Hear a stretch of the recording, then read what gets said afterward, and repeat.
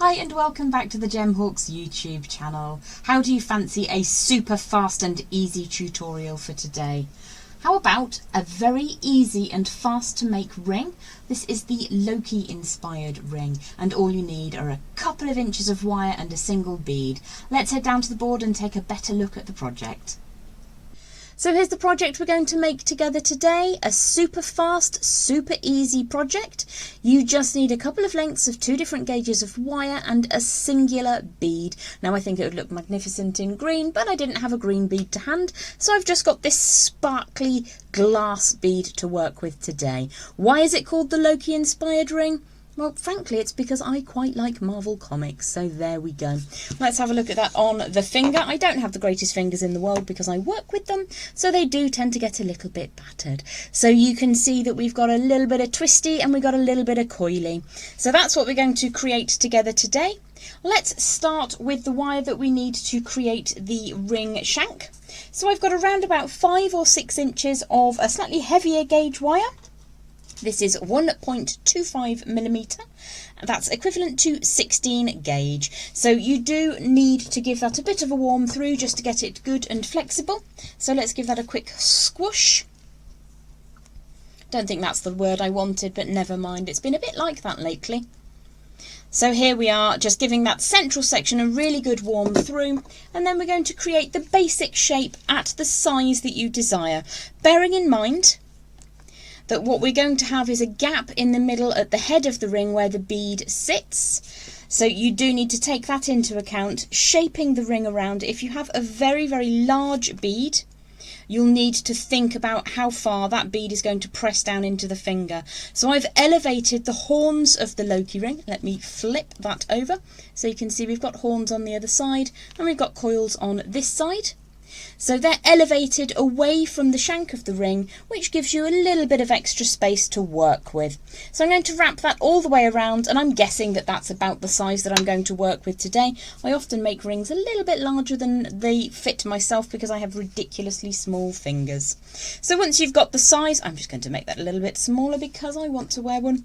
Once you've got the size in position, what we're going to do is put a straight line on either side at the head of the ring. So you can start just by turning one of those wires away, and then you need to estimate the space that you'll need for that bead in position. So what I often do is obviously throw the bead across the board. That's basically part of the course for me. I often underestimate how much space I need. So take your time, give yourself enough space for that bead to sit, and don't worry too much about the size of the bead because we are going to elevate away from the ring shank. So you've got those 2 kind of antennae or prongs coming away at the moment. Let's just make sure that the bead will fit between them. That works reasonably well, I think. Now for my project, I'm going to be using my memory wire pliers again. I've fallen in love with these things. I'm lucky enough to have been sent them to work with some memory wire, which was absolutely wonderful. And then I discovered that they're just basically great for everything in wire. So I'm going to use the smaller side of my memory wire pliers, and I want to rotate around 3 times. Now I'm not quite sure how much space that's going to take along the wire, but I have around about a 2.5 inch gap on the end, so I'm not overly worried. I will simply trim it away when I get there. So I'm going to start rotating and making sure that the cut end is coming away from the centre of the ring. So just doing this slowly, you'll mark the wire less. Maybe you don't mind. I don't really mind marking the wire. Just shows that something is handcrafted. So I'm going to continue rotating that around. You might need to withdraw the pin from the design, pop it back in and bring that down. What we're looking for, obviously Joey has decided to join in yet again. He does this quite a lot. What we're looking for is for those 3 coils to be elevated away from the shank of the ring. And then what I'm going to do, you can see the wire truncates just on the side. I'm going to leave a little bit of space just here. Pop that into the scrap pot, which has gone AWOL. I'm actually going to see what Joey wants, and then I'll come back to you in just a moment. So it seems there was a sparrow flying past about 3 streets away, and obviously that's really important. So what we want to do is to make sure that this last little sticky outy bit is tucked away neatly in such a way that it won't hurt anyone. So what I'm going to do is just pop those pliers over the end section and draw that around. Like so, just so that we're finishing off that coil neatly. And the end, the cut end, is sitting down neatly against, or facing rather, the shank of the ring. Now what I will do is just slightly centralise those coils by drawing that angle away. Like so, that it sits slightly more centrally. So I'm going to repeat the same thing on the other side. What you need to be aware of is you've coiled in a direction. So on this side, I'm going to be needing to bring that coil upwards. Now, as an alternative, what I'm going to show you is how things are different if you start coiling at the very end of your wire. It will make one of the things easier and one of the things harder. So we're going to end up with more spirals than we need, which means that you need to get in there and trim away. So obviously that's starting to grip the tine of my pliers. So just give that a wiggle and it will come out. So we want those to sit equal and opposite to one another. So you will again need to just adjust that angle slightly. And now what we need to do is trim the wire so that you get those 3 turns on both sides. So you can take one little section away at a time. Let's get that in the scrap pot. And then let's go again for the second one. So you can see now that we have equal on either side. So that's 2 different ways. One involves you kind of basically making it do what you want it to do, and the other one is just a little bit of trimming. The next thing that we want to do is to make sure that these are sitting at the same angle. So at the moment they're kind of going downwards a little bit on either side of the ring, and you may find that you need to just pop that back on the mandrel to get it a little bit rounder. You can also use that mandrel to help you. Let's just borrow that set of pliers again. You can use that mandrel to help you just support it whilst you get those 2 little coils sitting straighter. What we're looking to do is to set a piece of wire through them, so we want them to be even. So let's just remove that mandrel for a second. That looks a little bit better. So they're kind of even now. You may need to just very gently twist them to get them to do what you want them to do. Now, because I want to wear this ring, I'm going to ensure it fits me first. Let's pop that on the finger, draw that together, make sure the bead fits in. Yep, just. What I'm going to do is give this a little bit of a gentle hammering.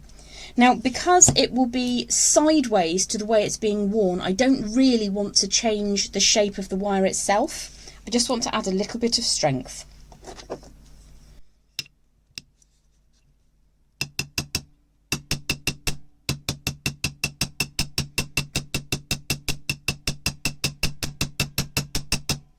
Like I said, I don't want it to become oval wire because that will be slightly less comfortable. What I want is to just make sure that that size is going to hold true in wear.